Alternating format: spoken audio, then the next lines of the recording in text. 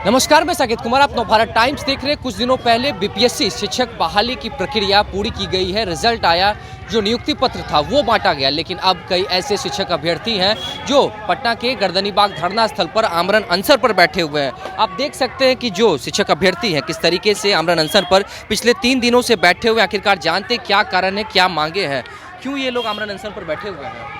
हमारी मांगे ये है कि नियोजित शिक्षक को फिर से उनके पुराने सीटों पर भेजा जाए और जो वो सीट बच रही है वो सीट हम बेरोजगार युवाओं को फिर से सेकेंड लिस्ट जारी करके, जैसे कि अतुल प्रसाद सर ने बोले हैं कि 5% कट ऑफ कम करके सेकेंड लिस्ट जारी हो, तो वो सेकेंड लिस्ट जारी हो और नियोजित शिक्षकों को पुराने सीट पर भेज के जो 28,000 सीट बच रहे हैं वो हमारी जारी हो। हमें यही उनसे मांग है और 3 दिन से हम हड़ताल पर बैठे हैं। हमारी सुनने के लिए 3 दिन से कोई शासन प्रशासन, यहाँ तक मेडिकल टीम भी सर नहीं आई है।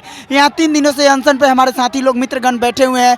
कितनी बार इनको फिट आ चुका है लेकिन अभी तक मेडिकल टीम नहीं पहुँची है। ये सोचने वाली सर बात है। हम छात्र की प्रति कोई संवेदनशील नहीं है सर।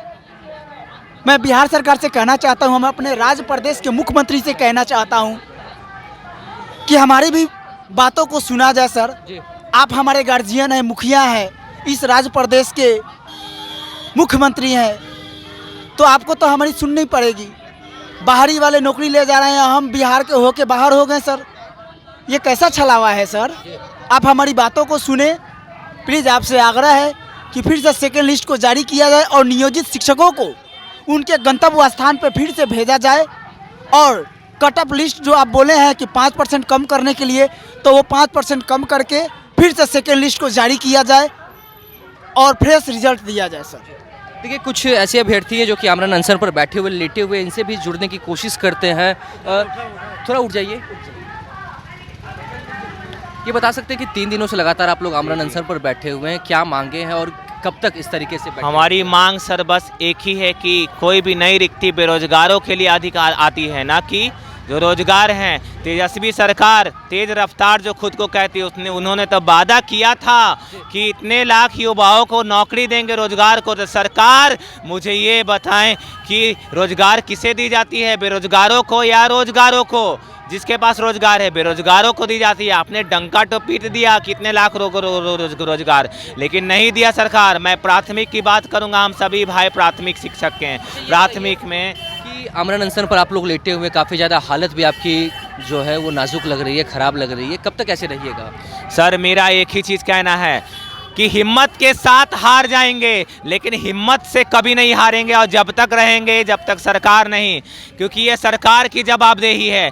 अगर हिम्मत हमारी हारती है, ठीक है, तो हम नहीं हारेंगे, ये सरकार हारेगी जो खुद को कहती है तेज रफ्तार तेजस्वी सरकार, ना महागठबंधन की सरकार। ये उनकी हार होगी, हमारी हार नहीं होगी, ये उनकी हार होगी, क्योंकि खुद को कहते हैं युवा की सरकार ना।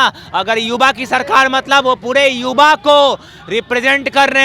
युवा हारती है तो तेजस्वी सरकार हारेगी, और तेजस्वी सरकार हारेगी तो पूरे बिहार में उनकी हार होगी, और बिहार में ही उनकी हार नहीं, पूरे भारत में उनकी हार होगी। इससे ज़्यादा मैं नहीं कुछ कर पाऊंगा।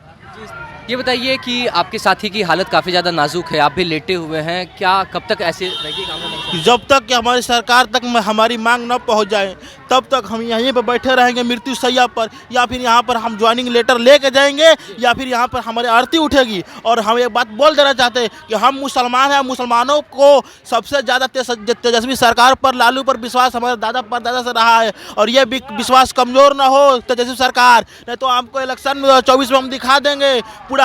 हमको कुछ हुआ ना तो आज हम पूरा देश का मुसलमान उठ के खड़ा हो जाएगा आपके खिलाफ। आप जानते नहीं हैं, हम 2 दिन से 48 घंटा हो चुके हैं बिना कुछ खाए बिना कुछ पिए। हमारी समझिए शरीर एकदम पूरा पानी चढ़ाने की हालत में है, कुछ बोलने का हिम्मत नहीं कर रहा है। बार बार बेहोश, क्या अभी रास्ते में कल जा रहे थे पेशाब करने, वहाँ पर हम लड़खड़ाए गिर गए। अगर यहाँ पर हमको कुछ हुआ तो हम पूरा मुसलमान जो हमारे बिरादरी है, पूरा हमारे मुसलमान भाई, अल्लाह की कसम खा के बोल रहा हूँ कि पूरे मुसलमान भाई को मैं गुहार लगाता हूँ कि अगर मुझे कुछ हुआ तो आप पूरा तेजस्वी सरकार के विरोध में और लालू के विरोध में और नीतीश सरकार के विरोध में खड़ा हो जाइएगा। उर्दू शिक्षक की भी कमी है, उर्दू का सीट अभी खाली रखा गया है, उसको पूर्ण नहीं किया गया है, और मैं कहता हूँ कि उसको पूर्ण रूप से भरा जाए और नियोजित शिक्षक को हटा करके और जो हमारा सीट है नियोजित शिक्षक को हटा कर समायोजित किया जाए और हमारा जो सीट है उसको हमको रखा जाए। नहीं तो हम कसम बता रहे हैं कि देख लीजिए हमारा बहुत बुरा हाल है।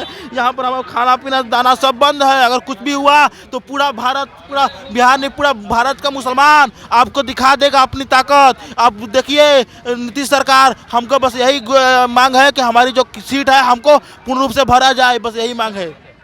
तो देखा आपने किस तरीके से तमाम जो शिक्षक अभ्यर्थी जो हैं वो आमरण अनशन पर लेटे हुए हैं और इनका साफ तौर से कहना है, एक तरफ जहां आमरण अनशन पर है नीतीश तेजस्वी की सरकार से गुहार लगा रहे हैं, तो वहीं दूसरी तरफ ये भी बता रहे हैं कि 2024 में लोकसभा का चुनाव है तो चुनाव में भी देंगे, क्योंकि जो इनकी हक है वो हक की लड़ाई के लिए ये लोग यहाँ पर लेटे हुए। अब देखने वाली बात होगी कि आखिरकार नीतीश तेजस्वी की सरकार इनकी बातों को सुनती है या नहीं, इनकी मांगों को मानती है या नहीं। फिलहाल इस खबर में इतना ही। दोबारा टाइम्स के साथ बने रहे। पटना से साकिब कुमार।